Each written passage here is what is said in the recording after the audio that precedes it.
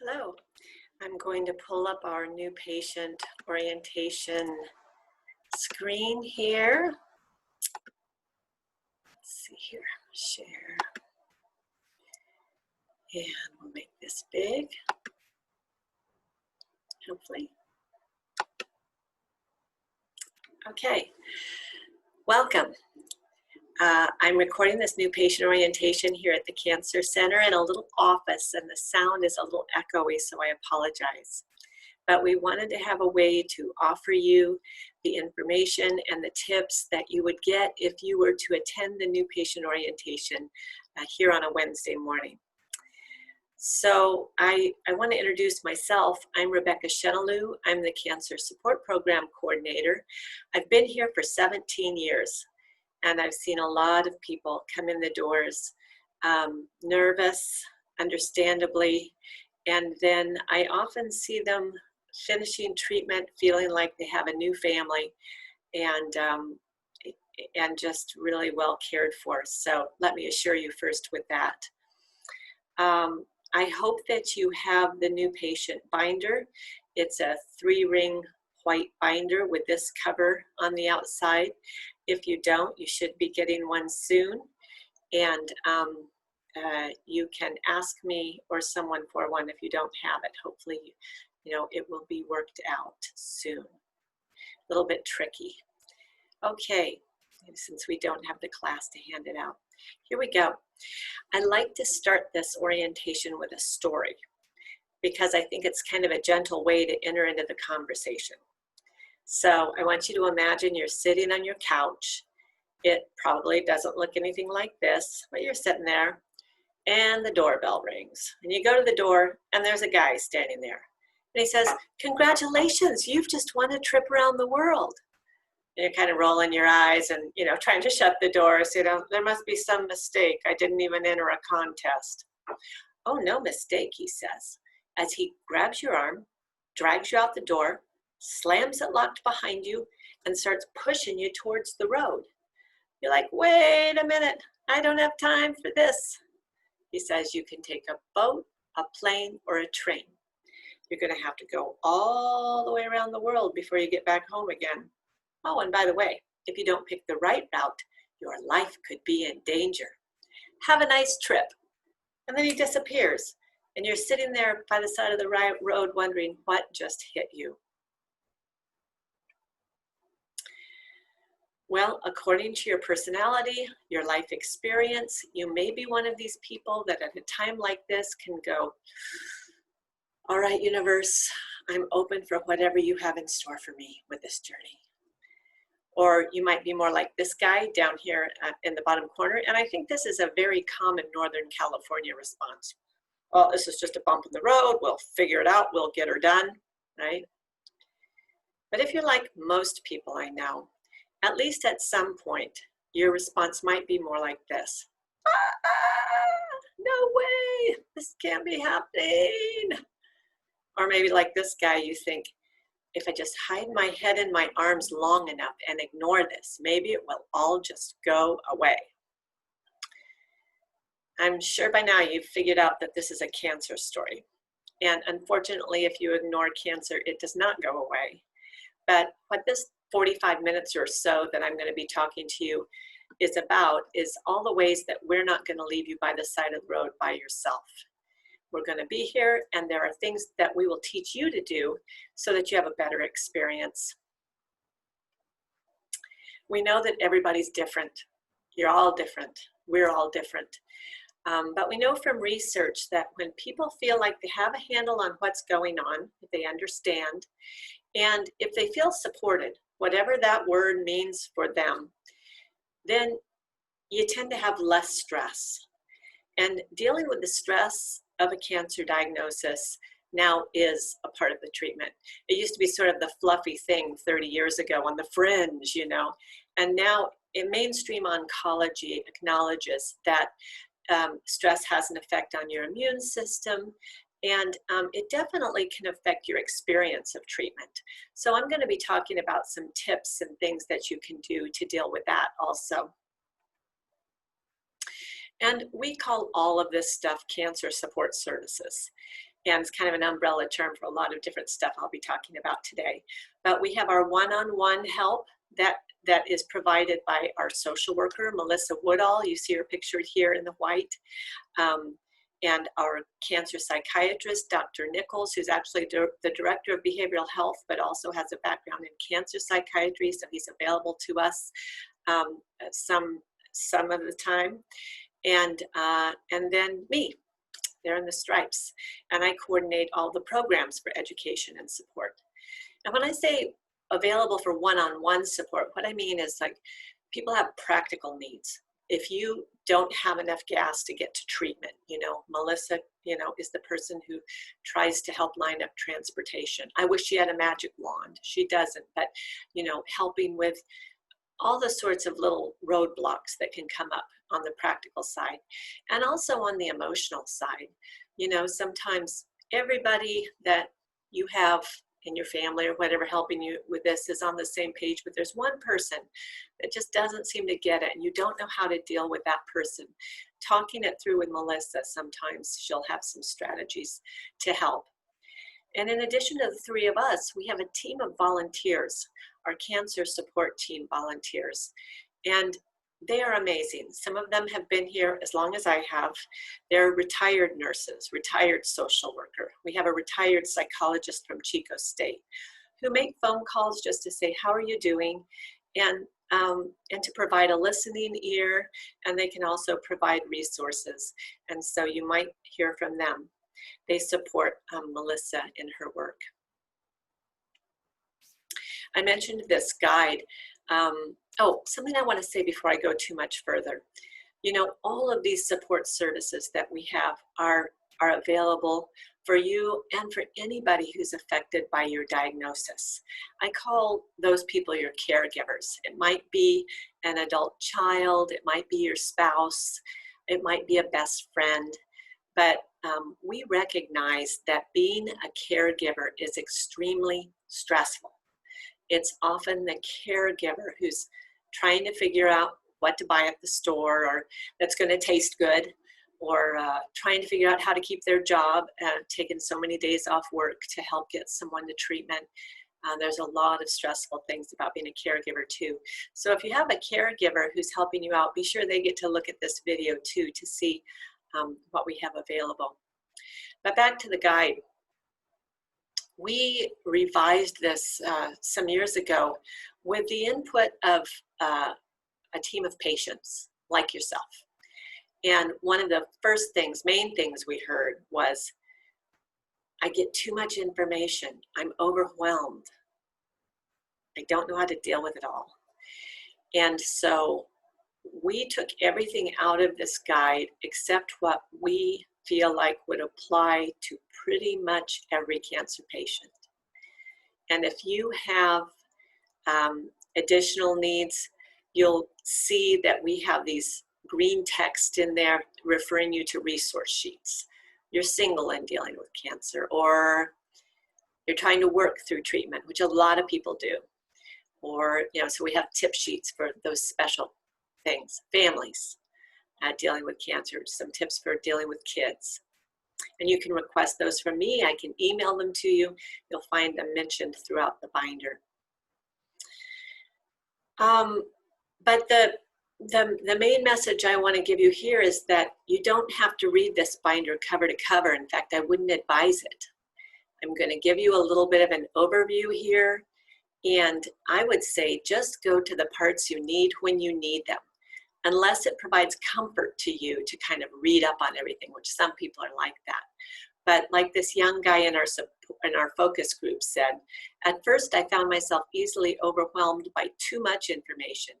It helped to focus on just one thing at a time, conquer that, and then move on. And so we have a table of contents. And if you're getting chemotherapy, you'll also have a chemotherapy and you booklet in the back of your binder, and it's got a table of contents, and you can just look things up as you need it. It is an overwhelming amount of information we give you, particularly up front.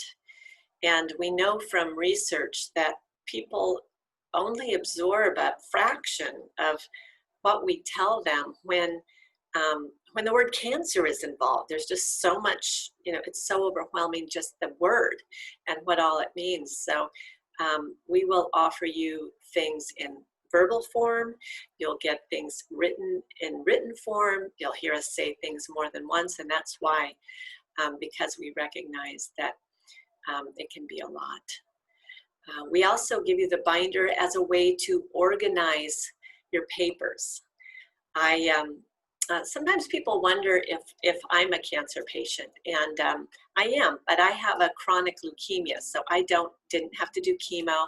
I have kind of an ongoing thing, and so I have one of these binders, and I sometimes don't even get them 3-hole punched, but if I get a new medication paper or discharge papers, I just stick them in the back under my treatment, and then I know all those things are in one place, not buried on my desk or falling off my bed table, bedstand, you know how that goes, but all in one place. And that's why we give you the 3-ring binder. And that way, if you need to go into a doctor or something, you have it all together.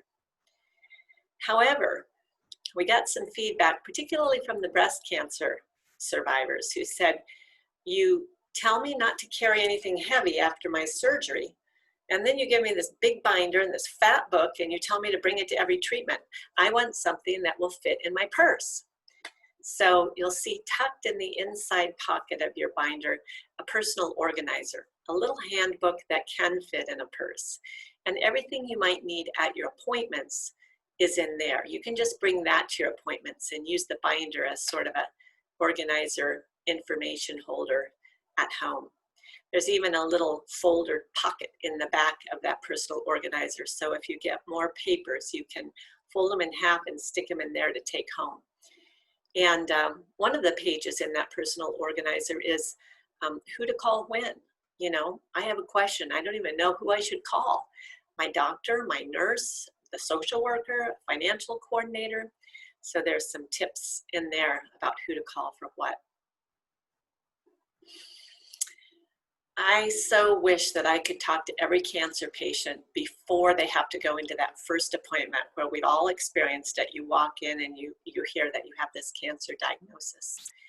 And unfortunately, I can't. But I do have a few tips that I've been taught over the years about how to make a successful healthcare visit not as overwhelming.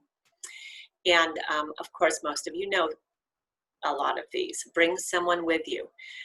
It might not be your spouse who's the best person to bring with you. You might want to have your spouse there, but it might be your overly analytical sister who drove you nuts as a child, who's going to sit there with her notebook and be a really good person to help you navigate this appointment and your care. So think about who would be best. Of course, right now we're doing a lot of telemedicine. And I don't know how long that will go on, but even in those meetings, you can have someone else listening with you to make sure that you hear everything. One of the best tricks that I got taught is to ask questions as you go. We're taught in kindergarten to be polite, to wait until someone is finished with their thought before interrupting. And, we try to let someone take a pause before we jump in. But you might find with healthcare providers, doctors, nurses, that they've got so much to say and they're so used to saying it that it's almost like they never take a breath.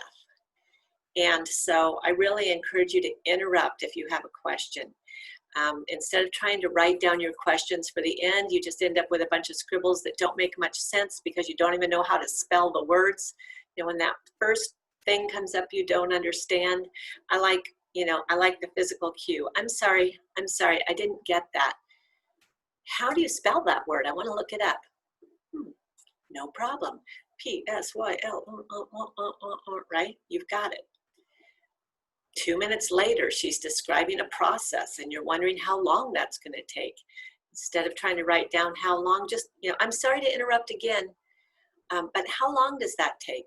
Oh, it takes about 2 weeks. And then each step through the conversation, you're feeling on top of it, on top of it, on top of it. And by the end, when she asks, do you have any more questions? Hopefully you'll be able to go, No, I feel pretty good. I think I've got it. Although if you have more questions, ask them. Taking notes is always a good idea. And speaking frankly and honestly, you know, there's little you can say that's going to shock or embarrass the people here. They've seen and heard it all. It's our own shock and embarrassment that we have to overcome as we ask about embarrassing things that we don't normally talk about in polite company, body fluids and body parts and stuff. And so I just encourage you to take a deep breath and spit it out, because this team is wanting to address your concerns, but they have to know what's going on. They're not mind readers. And I think this is particularly true when it comes to sexuality. We know that sexual issues is one of the top concerns of cancer patients, and we know that it's one of the least discussed topics in cancer care. And so to try to bridge that gap, I encourage you to ask. Not a lot of healthcare providers will want to put you on the spot by asking you about your sex life, but if you have any concerns or questions, please ask. We've also got books in the library that can be helpful. I've got a resource sheet for intimacy that I can email you, and I'll pretend it's about nutrition so that you don't feel uptight asking, because this is something that's important. Talking with family and friends, communication basically around cancer. I could do a half-hour talk just about the funny ways we talk about cancer and the way things that people say. And I've got just a few minutes, but I think the main message, I'm kind of covering up my slides here. Let me see if I can get this thing to move. I'm going to try to move this up in the corner more. There we go. Maybe you guys couldn't even see it, but I had a little thumbnail covering the words. I think my short answer is you get to decide how you want to talk about your cancer. And sometimes it helps to think about it a little bit in advance. You might want to practice a line that works for you, that really expresses how you feel you're going to talk about this. And I'll give you an example. You know, again, we're taught to be polite, so you're walking into the grocery store, getting a gallon of milk, and all you can think about is, I want to be home, I want to have my feet up, I'm done with this day. And you run into someone in the store that you know. And of course you get the look, you know, the person doesn't know what to say, they've heard what's going on. And then they say, oh, I've heard what's going on, how are you? And you're thinking, how I am is I don't want to talk about this. But we try to be polite. We say, well, you know, I'm doing fine, which may not be true or may be true. But perhaps having practiced a response more like this, you know, one of the things I've decided is I'm not going to let this take over my life. And one of the ways I'm doing it is by not talking about it all the time. Actually, I was just heading home to put my feet up. I'm really ready for it. You know, something like that. Or another good trick is to ask them a question. You know, switcheroo, I call it. You know, I'm not going to talk about it all the time. How are you? How are the kids? How's your new truck? You know, what's going on with this or that, if you feel like talking. And if you don't, just excuse yourself. Of course, I never want someone to leave my class saying, Rebecca said I don't have to talk about my cancer. Because we also know that that's not very healthy. Holding it all inside tends to lead to other problems. Violent outbursts and hard drinking is what I sometimes say you want to do when you don't process that stuff. So you want to talk about it, but you want to talk about it with someone at a time that's good for you, in a place that's good for you, and someone that you can trust is going to be a good listener and is not going to make it all about them. You know, you can decide, I'm not going to talk about my cancer with my toxic sister-in-law who always makes everything about her and is going to spread a bunch of stuff that's not even true. You don't have to talk about it with her, but it is good to talk about it with someone. And I have had people tell me it's easier to talk sometimes with people who you don't know as well. A pastor or someone from here at the hospital, one of our volunteers might be easier than someone you're really close to because you don't have to filter what you say. I'm going to talk for just 1 minute about couples. I know you're not all couples, but men and women talking about cancer is a topic that the City of Hope Research Center down in Southern California found so interesting. They've actually been studying the different ways that men and women tend to deal with serious illness and talk about serious illness. And of course, that's a generalization. Everybody's different, but the main message that they're trying to get across is that we do communicate differently, and we do tend to approach things differently. And when you're, dealing with something big like cancer, it can get frustrating. You can be going, why don't they see it my way? Why doesn't, he say this? Why doesn't she do that? Whatever. And what City of Hope is saying is those differences are important for making a better team. Because you're different, you've actually, instead of getting just this much of a view on the situation, you've got this much of a view on the situation, this much of a strength, because you're more rounded and have more than one way to approach a problem. So when you feel that frustration rising up, if you feel that frustration rising up, you might think about that, about the different ways that we communicate and how it can be a strength, not just a frustration. Another tip is that you can kind of decide when you want to talk about cancer. Sometimes, my example for this is, it's time to go to bed. One person's thinking, I can't wait until my head hits the pillow. I am ready to close my eyes on this day, and tomorrow I'll wake up refreshed and start over. And the other person is thinking, I've been thinking about this all day. We haven't really had a quiet moment. Lights will be off so I won't have to look him in the face.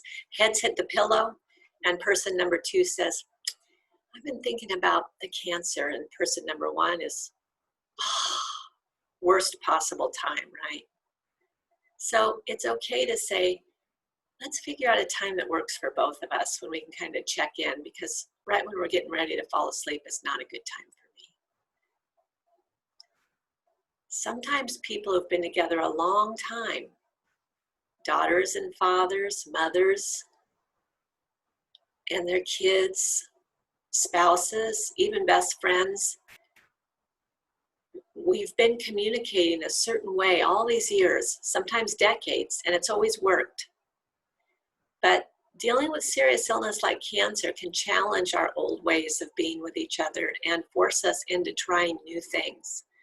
So there are additional tips in the book, and I encourage you to take a look at them. Managing stress and your feelings. I could do another half-hour talk on this, but I think the main message for this is you may have never needed a therapist in your life. You may think groups are not for you. You may think guided imagery is for hippies, and that may all be true. But these are things that research shows us helps people deal with the added stress and big feelings that can come up when you're dealing with cancer. And so if you've never tried those things before, it might be a time to think about it if you feel like you need it. And I forgot to mention this at the beginning. I'm gonna say this now. Some of you are gonna sail through this. It's not gonna be as bad as you thought it would be. It happens all the time that, there's a lot of anxiety through these weeks of getting ready to start treatment. And then once you actually get rolling, it's not so bad, and before you know it, it's done. And you don't need anything that I'm talking about. And that's what I will hope for you. Then there are other people who are sort of sailing along. They've got their head in a good place. Things are going pretty smoothly. Then you hit a bumpy spot and you're going, I want to go back and look at that orientation and, to remember what Rebecca said to try. And then, as I'm sure you can imagine, there are other people who, because of their circumstances or their life, their diagnosis, they're going to need our help every step of the way just to make it through treatment. And so I'm telling you everything we've got going on, and you will get to pick and choose what works for you. And that goes right along with this stuff too. I do want to explain guided imagery a little bit because I love it because it's free. You don't have to come to appointments. You don't have to pay out of pocket. Anybody can do it. And we've known it works for years and years and years. I mean, the studies on it started about 30 years ago, and some of the first things came through about people preparing for heart surgery who did these guided meditations, came out better.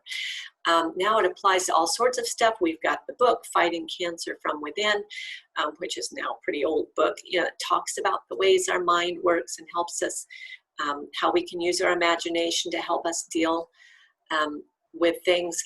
But it's not rocket science. I'll put it in a nutshell. If you're sitting in a crowded theater and someone yells, "Fire, there's a fire, get out, we're all gonna die," your body and your mind respond to that message, even if there's no smoke and no flames. Just the words are enough to create a physiological response in you, right? In the same way, if you're sitting in a puffy chair, if you're laying on your bed or your couch and you're listening to a guy saying, you're relaxing your toes, you're relaxing your fingers, you can do this if you want. You hear the waves crashing on the beach and smell the salty breeze as it ruffles through your hair. How many seagulls do you see? Your body and your mind respond to that message, even if there's no tiki hut, no margarita in your hand. Just the words are enough to create a relaxation response in your body and mind. Now, my guess is that probably several times a day since you've gotten your cancer diagnosis, you're going, oh, dealing with cancer. Oh, got to go to that treatment. Oh, I wonder what the results are going to be. Oh, I'm tired of waiting. Oh. And you see this? This is not a healing environment. This is an uptight, stressed out environment. And what we want to make happen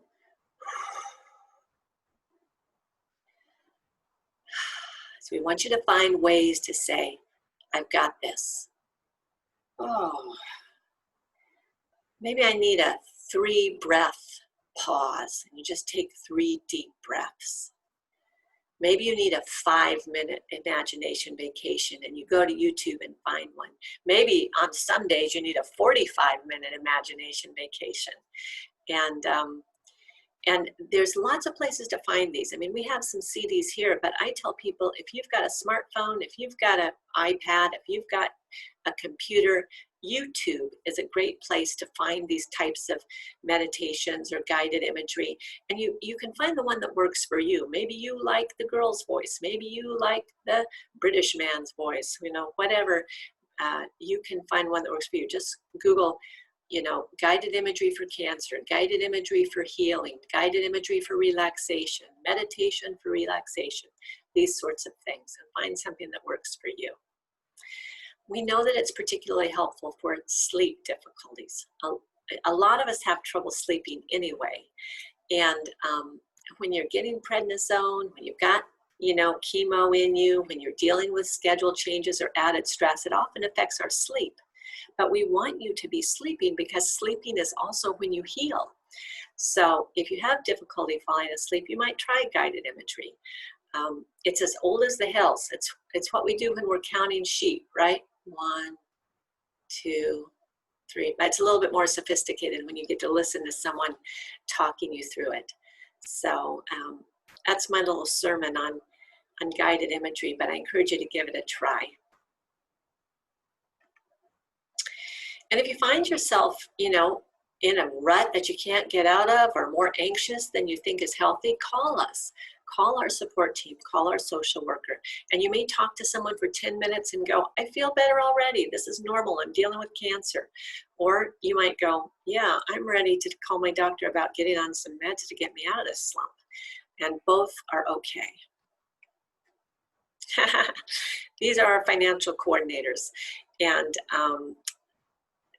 they are amazing because they are the ones who manage all of the reimbursement for your care.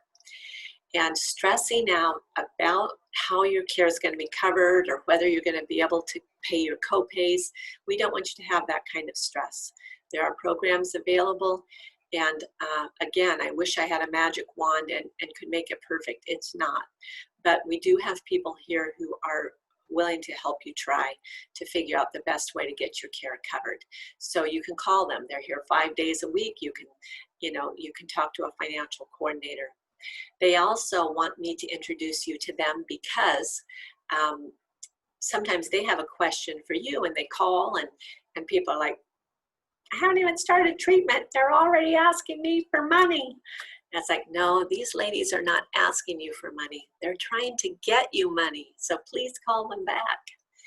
And they also want me to tell you that if your insurance changes, it's very important you let the financial coordinators know as soon as possible, because sometimes people say, well, I'm going to be in there next week. I'll just take my card in when I get my appointment, or I'm in for my treatment. No, if you've changed insurance plans, then they need to reauthorize everything, and it can take days. So you don't want to show up on treatment day expecting to get your treatment if you have a new insurance. I like to talk about asking for help, because it's something that we don't like to do. Everybody likes to be the person who's offering help. That feels good. It's harder for us to ask for help. But I'll tell you that some of the best stories that I have from here at the Cancer Center are stories of people who let other people help. And you may be thinking, well, I feel fine. I don't need to ask people for help. And that's great. But I will tell you that with cancer surgery, with radiation treatment, with chemotherapy treatment, the most common side effect is fatigue. And you will probably feel well enough that you can get by. But I like the example of the energy bank being like a checking account. And when you're dealing with cancer treatment, it's kind of like when your energy bank will be kind of like your checking account when it's low, right? When your checking account funds are low, you're much more careful about how you spend them. And in the same way, when you're dealing with cancer treatment, you're probably going to find yourself wanting to be much more careful about how you spend your energy. And this is for the caregivers too. You're carrying extra stress, you're dealing with extra stuff. So, figuring out how you want to spend your energy is important. And sure, you may feel well enough to stand up for an hour and cook a nice meal, but if you let someone else bring you a meal, that's that hour of energy that you've got to do something healing for yourself. There are certain tasks that are easy to give other people. Mowing the lawn. One that takes a lot of energy and that's pretty easy for someone else to do is vacuuming the house. And it feels so good when someone else has done that and they're done and your house feels all new. And you may be going, oh, I can't imagine that. I'd feel naked if I let someone else vacuum my house. But again, trust me, these are the things I've heard people say.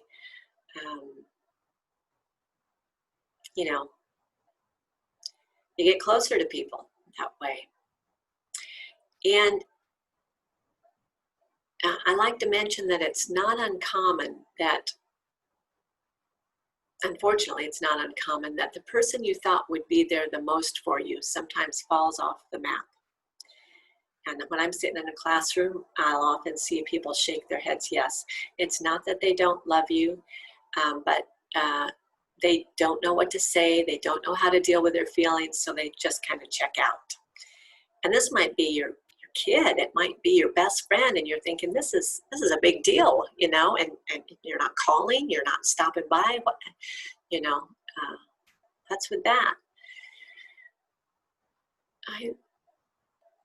I think that sometimes they end up coming around, which is nice. But I think another thing to learn is that sometimes it's the people you don't know as well who will come up and say, I've heard what's going on. What can I do to help? And you're thinking, I don't even know you that well. Well, guess what? They're not going to fall apart every time they see you. And they've probably been through it themselves with someone. And they know how nice it is to have someone else drive you to treatment, or someone come over with a treat, or someone come and do something nice for you, and they want to pay back. So I say, those people are not strangers. Those people are your new best friends. They're angels. And when people like that come up, don't say, no, we're doing fine. Say, I don't know what I need yet, but can I get your phone number? Can I get an email address? And there are more tips for how to organize help in your booklet, but I'm a big proponent of it because I've seen how wonderful it can be. People often worry about how treatment is going to affect their eating. And the first person you can ask about that is your doctor's nurse. And they have a lot of good tips. If your doctor or your nurse feels like you need additional nutritional support, you might be referred to our nutritionist, who's only here on Wednesdays, but she's wonderful. And I want to tell you something that sometimes happens is people have an issue going on and they've gotten the referral from the doctor and they make the appointment and it's 6 days away or something. And by the time they get there, that problem has kind of resolved itself. I want to encourage you to go ahead and go to the appointment with the nutritionist if you have one, because she's going to have information for you that will be helpful if you get in to see her. She's a wealth of information. I've also included some trusted websites in the binder. There's a lot of mixed messaging out there about nutrition and supplements, and it's good to go to websites that are reliable. I'll talk more about that in a minute. And when the library is available, we also have books here. I do have some free cookbooks from drug reps that get dropped off, and if I have some in store, I'd be happy to give you one upon request. Few people get through cancer without having body changes. There's a section in the book on that. I think one of the main things people are worried about, women in particular, is their hair falling out. And so there's information in there about where to get wigs. We do have wigs donated here also. They're available in the radiation oncology break room, dressing room. Because of our restrictions right now for COVID, you would need to you'd need to make an arrangement with me probably to get a look at those. But my number, cancer support and education programs, and it's all through the binder. It's in the directory. You can call me if you wanted to look into that.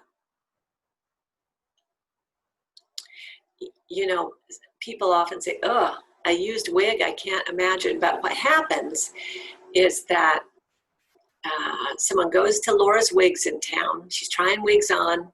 She can't decide between two.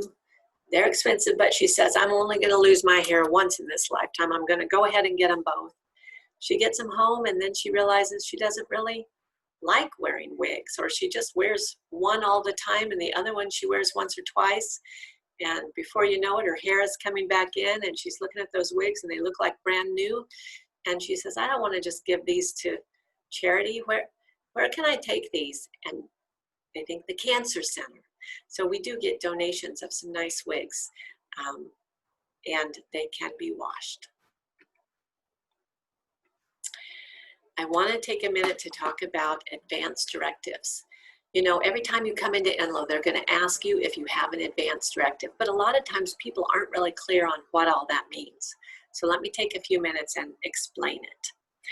We have this wonderful booklet called Voice Your Choice. We have hard copies available at the reception desks here, and they have the, and it's also possible to ask for the forms, where there's a little pocket in the back that you can put them in, and there's lots of good tips in there. A general overview is that this white directive that you'll get at Enloe works like a guide.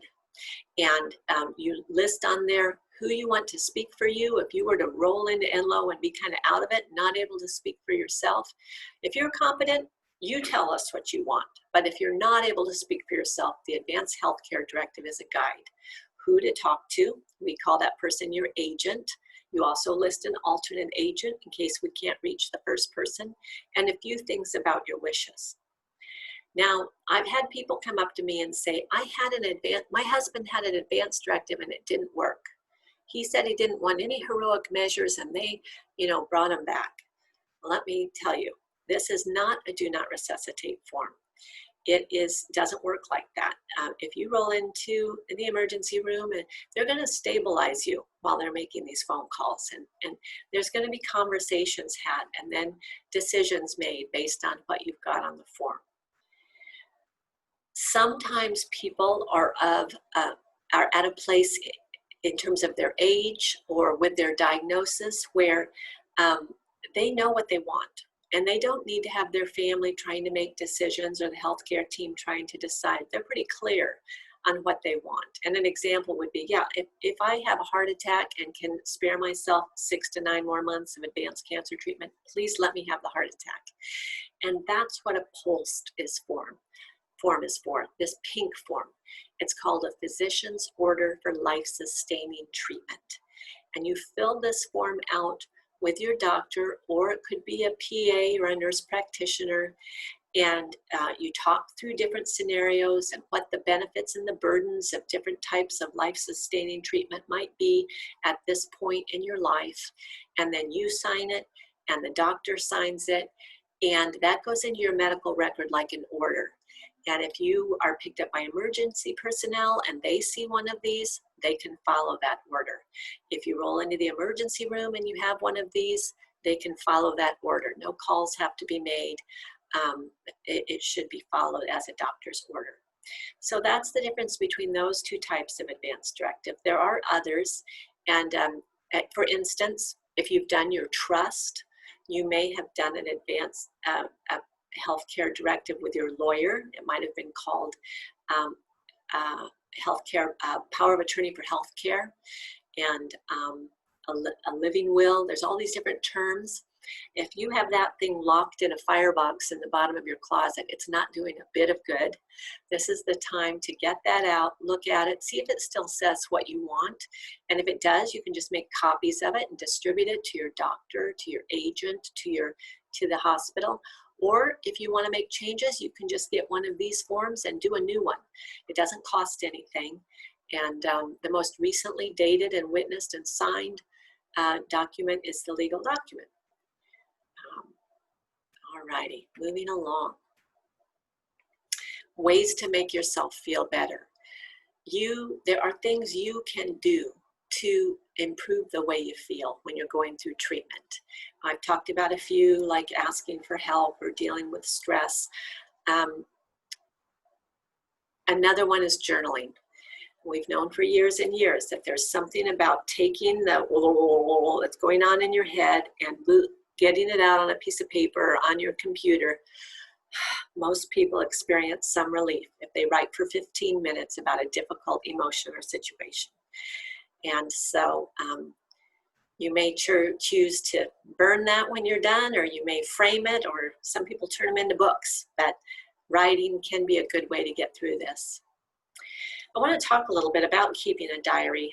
Keeping a spiral notebook to keep track of how you feel, what tasted good, how you ate, how you slept. Sometimes bowel movements are included. People keep these diaries, and those are very helpful. I would encourage it. Write down how you're feeling. It's not the best place to save the questions for your team because they can get buried in all of that other stuff, your research from the internet. When you have a question for your healthcare team, I suggest you write it in your personal organizer. There's a place in there, questions for your team, and that way they don't get buried in your diary and journal and research of all your other stuff.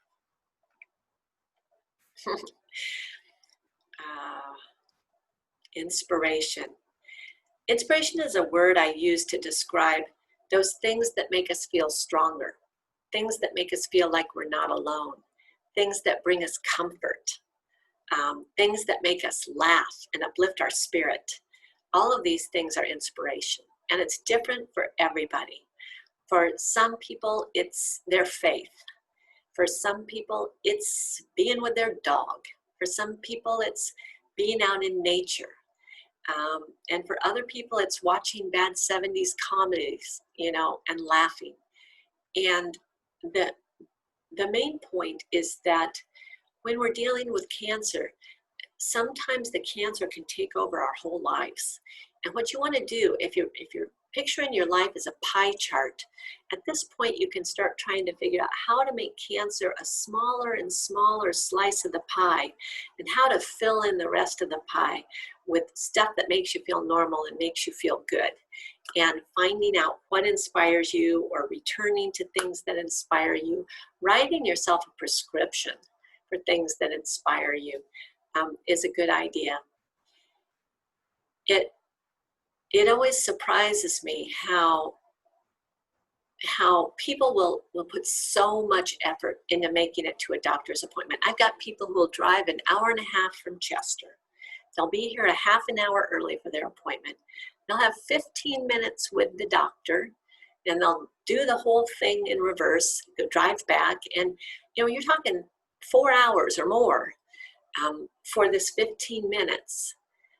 But they won't spend 15 minutes a day choosing to do something to make them feel better, to make them better able to cope and deal, and just happier with what's going on. So yeah, I always say I wish I could write people a prescription for that. So you'll have to write yourself a prescription for that.